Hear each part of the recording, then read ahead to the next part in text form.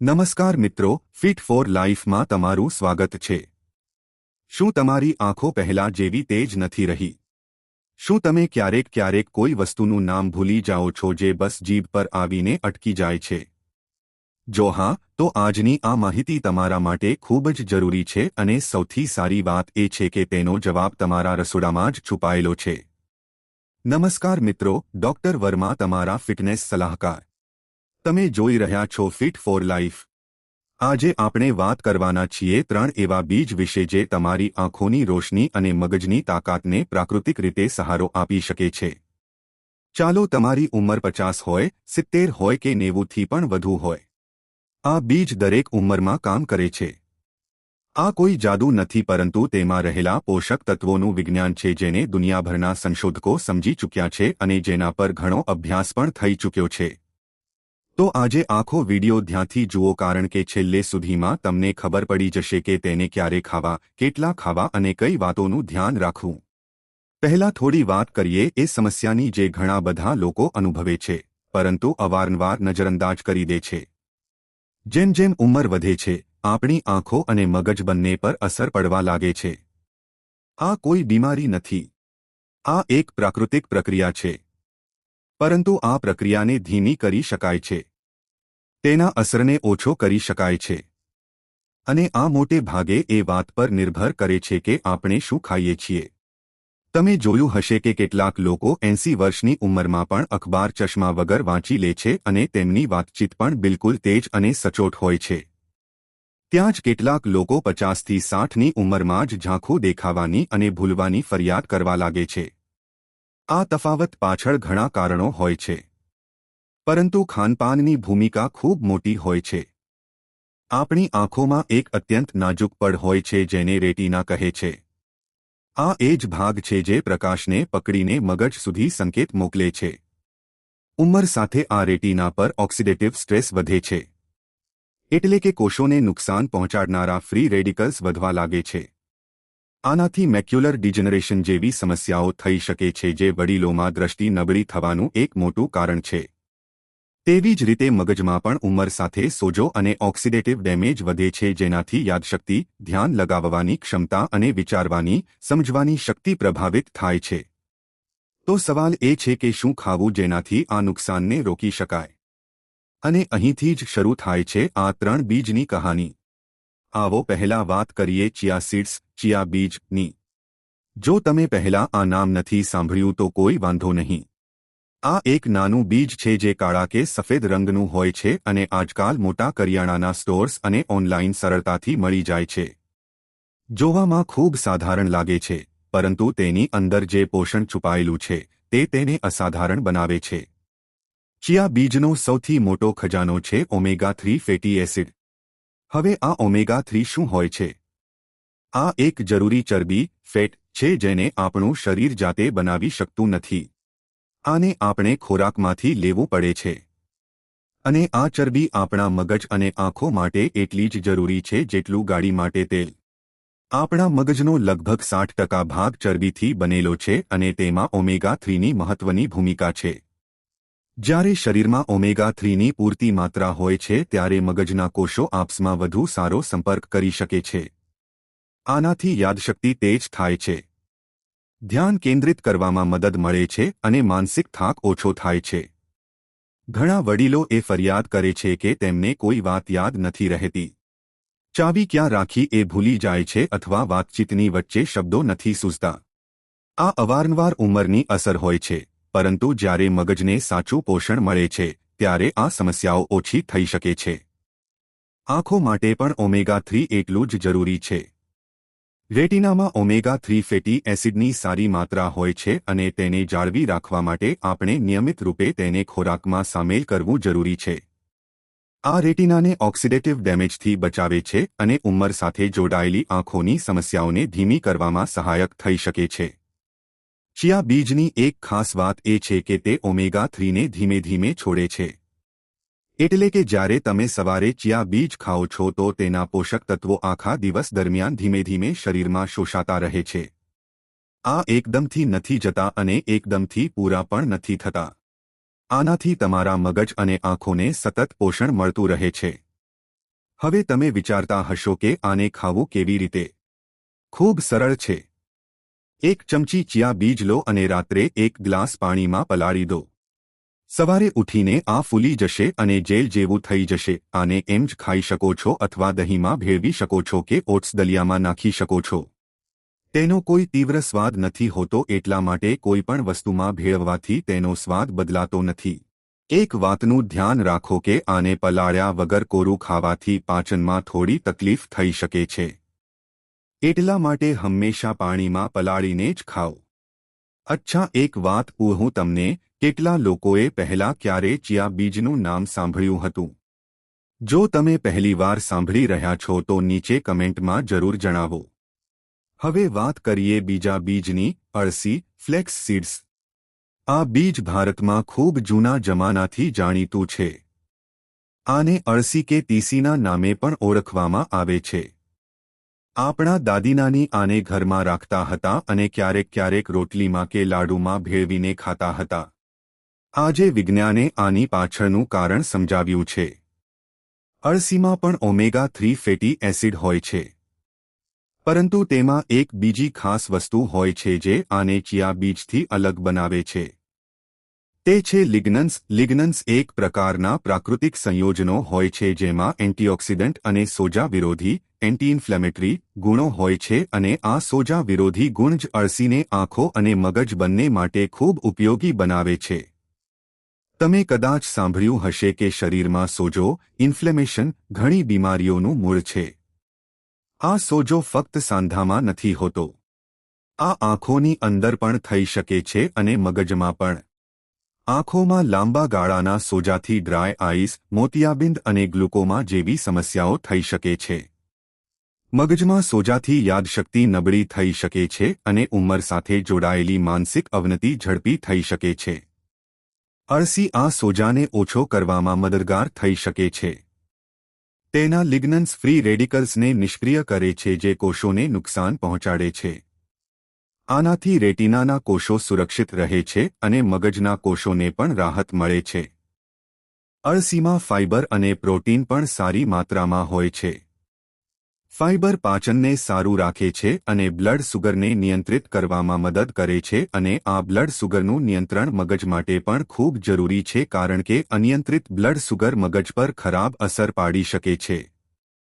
પ્રોટીનની વાત કરીએ તો તે ન્યુરોટ્રાન્સમીટર બનાવવાના કામમાં આવે છે. એટલે કે એ રાસાયણિક સંદેશવાહક જે મગજના કોષો વચ્ચે સંચાર કરાવે છે. જ્યારે આ ન્યુરોટ્રાન્સમીટર સાચી માત્રામાં હોય છે ત્યારે મન પ્રસન્ન રહે છે, ઊંઘ સારી આવે છે અને વિચારવાની સમજવાની ક્ષમતા સારી રહે છે. અળસીને કેવી રીતે ખાવી? એક વાત ખૂબ જરૂરી છે. અળસીને હંમેશા પીસીને, દળીને ખાઓ. આખી અળસી ખાવાથી શરીર તેના પોષક તત્વોને સરખી રીતે શોષી શકતું નથી. પીસેલી અળસીને દલિયામાં, દહીંમાં, સલાડ પર કે પાણીમાં ભેળવીને ખાઈ શકો છો. 1 ચમચી પીસેલી અળસી રોજિંદા માટે પૂરતી છે. એક સાવચેતી, જે લોકો લોહી પાતળું કરવાની દવા લે છે, તેમણે અળસી શરૂ કરતા પહેલા પોતાના ડોક્ટર સાથે જરૂર વાત કરવી જોઈએ. કારણ કે અળસીની લોહી પર હળવી અસર થાય છે અને દવા સાથે મળીને આ પ્રભાવ બદલાઈ શકે છે. હવે આવીએ ત્રીજા અને સૌથી વધુ પોષણથી ભરપૂર બીજ તરફ, કદ્દુના બીજ, કોળાના બીજ ભાગ્યા પમ્પકિન સીડ્સ. કોળું તો આપણે બધા ખાઈએ છીએ, પરંતુ તેના બીજ મોટા ભાગના લોકો ફેંકી દે છે. જો તમે પણ એવું કરો છો તો આજ પછી એવું ન કરતા કારણ કે આ નાના બીજમાં આખી મિનરલ્સની દુકાન છે. કોળાના બીજમાં મેગ્નેશિયમ, ઝિંક, આયર્ન અને વિટામિનની આ ચારે એકસાથે મળે છે અને આ ચારે તત્વો આંખો અને મગજ બંને માટે અલગ અલગ રીતે કામ કરે છે. પહેલા વાત કરીએ મેગ્નેશિયમની. મેગ્નેશિયમ આપણા શરીરમાં 300થી વધુ જૈવ રાસાયણિક પ્રક્રિયાઓમાં ભાગ લે છે. આંખો માટે આ એટલા માટે જરૂરી છે કારણ કે તે રક્તસંચારને સુધારે છે. જ્યારે રેટિના સુધી સાચી માત્રામાં લોહી પહોંચે છે ત્યારે તેને જરૂરી પોષણ અને ઓક્સિજન મળે છે. મેગ્નેશિયમ આંખોની આસપાસના સ્નાયુઓને પણ આરામ આપે છે જેનાથી આંખોનો થાક અને સુકાપણું ઓછું થાય છે. જે લોકો લાંબા સમય સુધી મોબાઈલ કે ટીવી જુએ છે તેમને અવારનવાર આંખોમાં ભારેપણું કે બળતરા અનુભવાય છે. મેગ્નેશિયમ આ પ્રકારના થાકને ઓછો કરવામાં મદદ કરી શકે છે. ચેતાતંત્ર, નર્વસ સિસ્ટમ માટે પણ મેગ્નેશિયમ ખૂબ જરૂરી છે. મગજ અને આંખો બંને ચેતા સંકેતો પર નિર્ભર છે અને મેગ્નેશિયમ આ સંકેતોને સુચારુ રૂપે ચલાવવામાં મદદ કરે છે. હવે વાત કરીએ ઝીંકની. ઝીંકને રેટિનાનો રક્ષક કહેવામાં આવે તો ખોટું નથી. તે મેલેનિન બનાવવામાં મદદ કરે છે જે આંખોનું એક પ્રાકૃતિક પિગમેન્ટ રંગદ્રવ્ય છે. આ મેલેનિન પારજાંબલી કિરણો યુવી રેઝ થી આંખોની રક્ષા કરે છે. ઉંમર સાથે આંખો તેજ પ્રકાશ પ્રત્યે વધુ સંવેદનશીલ બની જાય છે અને ઝિંક આ પ્રક્રિયામાં સુરક્ષા કવચની જેમ કામ કરે છે. ઝિંક રાત્રે જોવાની ક્ષમતા નાઇટ વિઝન માં પણ ભૂમિકા ભજવે છે. ઘણા વડીલો એ ફરિયાદ કરે છે કે રાત્રે કે ઓછા પ્રકાશમાં જોવામાં તકલીફ થાય છે. ઝિંકની કમી આનું એક કારણ હોઈ શકે છે.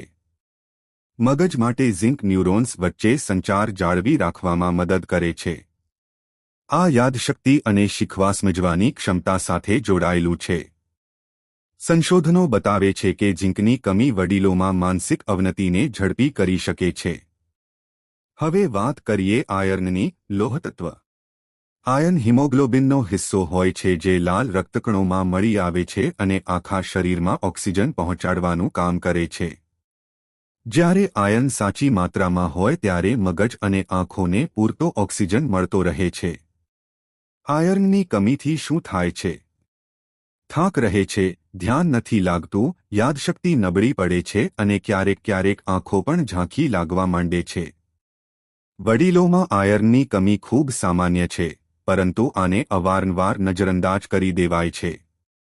કોળાના બીજ આ કમીને પૂરી કરવાનો એક પ્રાકૃતિક અને સ્વાદિષ્ટ રસ્તો બની શકે છે. અને છેલ્લે વાત કરીએ વિટામિન ઈની. વિટામિન ઈ એક શક્તિશાળી એન્ટીઓક્સિડન્ટ છે. આ શરીરમાં એવા ફ્રી રેડિકલ્સને રોકે છે જે કોષોને તોડે છે. આંખોમાં વિટામિન ઈ મોતિયાબિંદ અને મેક્યુલર ડિજનરેશનના જોખમને ઓછું કરવામાં સહાયક થઈ શકે છે. મગજમાં આ ન્યુરોન્સને ઓક્સિડેટિવ ડેમેજથી બચાવે છે જેનાથી યાદશક્તિ અને માનસિક સજગતા જળવાઈ રહે છે. તો આ 4 તત્વો મેગ્નેશિયમ, ઝિંક, આયર્ન અને વિટામિન ઈ એક સાથે એક જ બીજમાં મળે છે. એટલા માટે જ કોળાના બીજને મિનરલ પાવરહાઉસ કહેવામાં આવે તો બિલકુલ સાચું છે. કોળાના બીજને કેવી રીતે ખાવા? તમે આને હળવા શેકીને મીઠા સાથે ખાઈ શકો છો અથવા સલાડ પર ભભરાવી શકો છો. દહીંમાં ભેળવી શકો છો. આ બજારમાં છાલ સાથે અને છાલ વગર બંને રીતે મળે છે. છાલ વગરના બીજ વધુ સરળતાથી ખાઈ શકાય છે. એક મુઠ્ઠી કોળાના બીજ એટલે કે લગભગ 30 ગ્રામ રોજ ખાવા પૂરતા છે. અચ્છા, એક સવાલ, શું તમે તમારા ઘરમાં કોળું બનાવો છો? તો વાર તેના બીજ ફેંકતા નહીં. તેને ધોઈને, સૂકવીને અને હળવા શેકીને ખાઓ. હવે ત્રણેય બીજને ભેગા કરીને જોઈએ કે આ એક સાથે કેવી રીતે કામ કરે છે. ચિયા બીજ આંખો અને મગજને ઓમેગા-3 નો સતત સ્ત્રોત આપે છે. અળસી આની સાથે સોજાને ઓછો કરે છે જે ઉંમર સાથે જોડાયેલી સમસ્યાઓનું મોટું કારણ છે. અને કોળાના બીજ એ જરૂરી ખનિજોની પૂર્તિ કરે છે જેના વગર આંખો અને મગજ સરખી રીતે કામ નથી કરી શકતા. ત્રણેય મળીને એક આખું સુરક્ષા કવચ બનાવે છે. એક ચમચી ત્રણેય બીજ સવારના નાસ્તા સાથે લેવા એક ખૂબ જ સરળ અને અસરકારક આદત બની શકે છે. પરંતુ હવે હું કેટલીક જરૂરી વાતો કહેવા માંગુ છું જે અવારનવાર આ પ્રકારના વિડીયોમાં નથી કહેવાતી. પહેલી વાત, આ બીજ કોઈ જાદુઈ ગોળી નથી. આને ખાવાથી રાતોરાત તમારી આંખો સમડી જેવી તેજ નહીં થઈ જાય અને ના તો મગજ એકદમ કમ્પ્યુટરની જેમ ચાલવા માંડશે. પોષણનું કામ ધીમે ધીમે થાય છે. અઠવાડિયા અને મહિનાઓમાં ફરક અનુભવાય છે અને તે પણ ત્યારે જ્યારે તમે નિયમિત રૂપે ખાઓ. બીજી વાત, જો તમારી આંખોમાં કોઈ ગંભીર સમસ્યા છે જેમ કે ઝડપથી દ્રષ્ટિ નબળી થવી કે ધબ્બા દેખાવા અથવા મગજ સાથે જોડાયેલી કોઈ ચિંતા છે જેમ કે ખૂબ વધારે ભૂલી જવું કે વાતો ગૂંચવાઈ જવી, તો સૌથી પહેલા ડોક્ટર પાસે જાઓ. આ બીજ તમારી મેડિકલ ટ્રીટમેન્ટની જગ્યા ન લઈ શકે. તે એક સહાયક તરીકે કામ કરે છે. ત્રીજી વાત, દરેક વ્યક્તિની જરૂરિયાતો અલગ હોય છે. જેમનું પાચન નબળું છે તેમણે શરૂઆતમાં ખૂબ ઓછી માત્રાથી શરૂઆત કરવી જોઈએ અને જોવું જોઈએ કે શરીર કેવું અનુભવે છે. જેમને થાઇરોઇડની સમસ્યા છે તેમણે અળસી વિશે પોતાના ડોક્ટરને પૂછવું જોઈએ. ચોથી વાત, આ બીજના ફાયદા ત્યારે જ પૂરા મળશે જ્યારે તમારું બાકીનું ખાનપાન પણ સારું હોય. ફક્ત બીજ ખાઈને જો બાકી આખો દિવસ તળેલું ફ્રાય કરેલું, મીઠું અને પ્રોસેસ્ડ ફૂડ ખાઓ છો તો તેનો ફાયદો સીમિત રહેશે. આ બીજ સારા આહારના એક ભાગ તરીકે ખાઓ, એકમાત્ર ઉપાય તરીકે નહીં. પાંચમી વાત, નિયમિતતા સૌથી જરૂરી છે. એક દિવસ ખાઈને છોડી દેવું કામ નથી કરતું.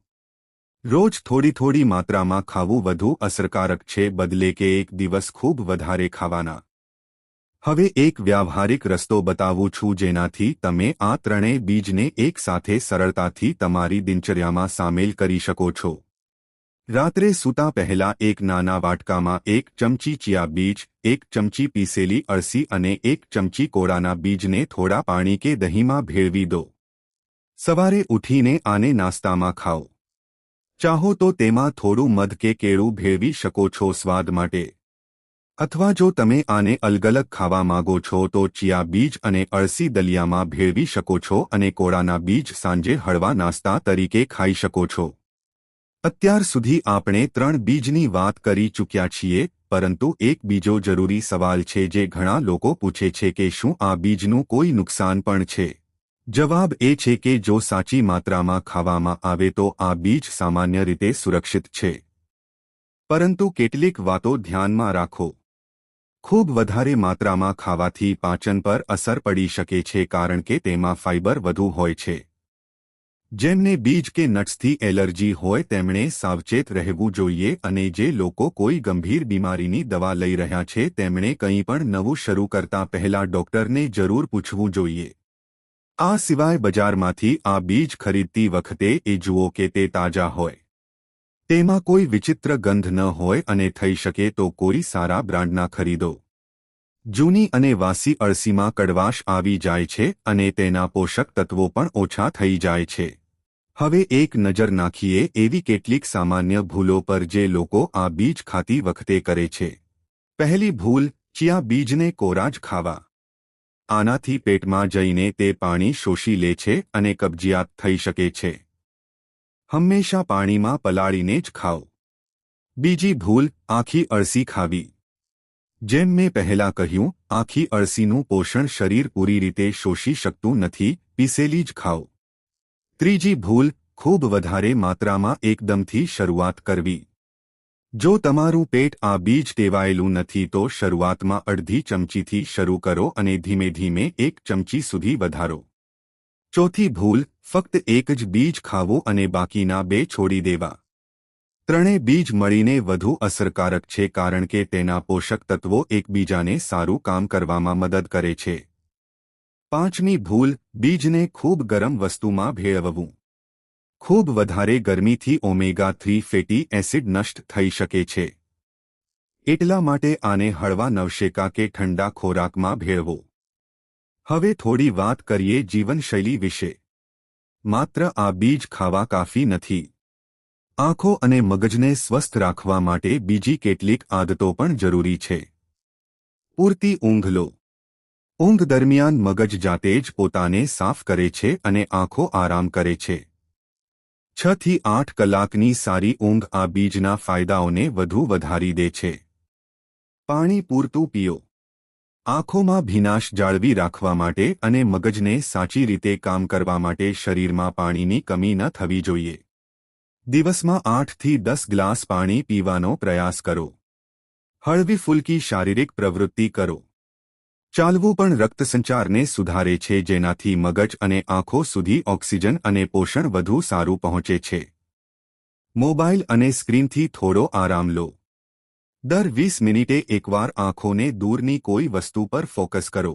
આનાથી આંખોનો થાક ઓછો થાય છે અને મગજ માટે વાંચવું, ઉખાણા પઝલ ઉકેલવા, નવી વસ્તુઓ શીખવી આ બધું મગજને સક્રિય રાખે છે.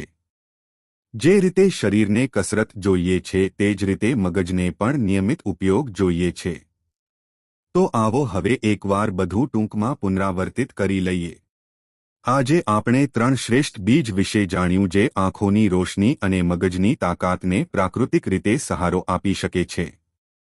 પહેલું ચિયા બીજ, જેમાં ઓમેગા-3 ફેટી એસિડ હોય છે જે રેટિનાની સુરક્ષા કરે છે, મગજના કોષો વચ્ચે સંચાર સુધારે છે અને યાદશક્તિ તથા એકાગ્રતાને સહારો આપે છે. આને રાત્રે પલાળીને સવારે ખાઓ. બીજું અળસી, જેમાં ઓમેગા-3 સાથે સાથે લિગ્નન્સ હોય છે જે આંખો અને મગજમાં સોજો ઓછો કરે છે અને મોતિયાબિંદ જેવી સમસ્યાઓથી બચાવમાં સહાયક થઈ શકે છે. આને હંમેશા પીસીને ખાઓ. ત્રીજું કોળાના બીજ, જે મેગ્નેશિયમ, ઝિંક, આયર્ન અને વિટામિન ઈનો ભંડાર છે.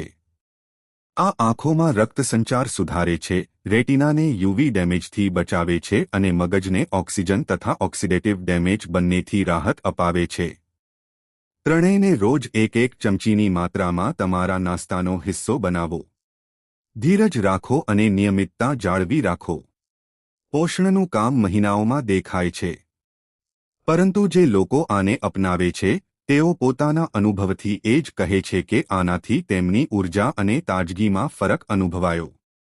યાદ રાખો, ઉંમર વધવી રોકી શકાતી નથી, પરંતુ તેને કેવી રીતે જીવવી આ મોટે ભાગે આપણા હાથમાં છે. સાચું ખાનપાન, નિયમિત દિનચર્યા અને સકારાત્મક વિચાર, આ ત્રણેય મળીને તમને દરેક ઉંમરમાં વધુ સારું અનુભવાવે છે. તો મિત્રો, આજનો વિડિયો અહીં પૂર્ણ કરીએ છીએ. માહિતી તમારા દિલને સ્પર્શી હોય તો આ વિડિયોને એક લાઇક જરૂર કરજો, કારણ કે તમારી એક લાઇક અમને વધુ મહેનત કરવાની પ્રેરણા આપે છે. આ માહિતીને તમારા સુધી સીમિત ન રાખતા અત્યારે જ તમારા મિત્રો અને પરિવાર સાથે શેર કરો. તમારો એક શેર કોઈ માણસને મુસીબતથી બચાવી શકે છે અને તેમના આશીર્વાદ તમને મળશે.